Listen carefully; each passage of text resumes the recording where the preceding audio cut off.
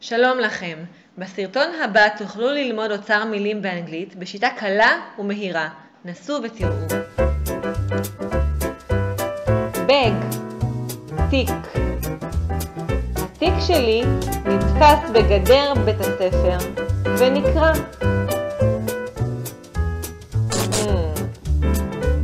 בג, תיק.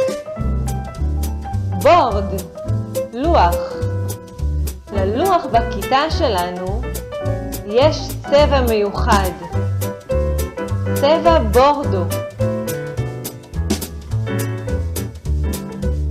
בורד, לוח. קלאס, כיתה.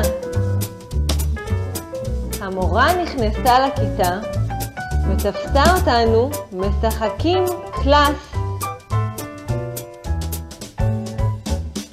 קלאס, כיתה. ברק, הפסקה. בהפסקה כולנו רוקדים ברק דנס.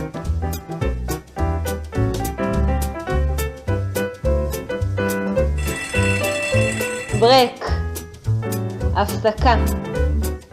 גרייד A, כיתה א'.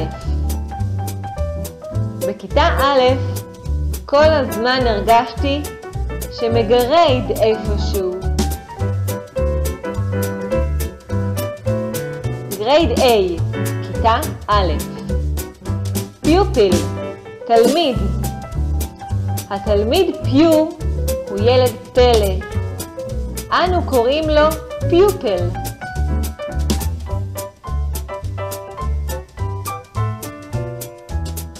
פיופל, תלמיד. סקול, בית ספר. השער של בית הספר נעול. איזה תסכול.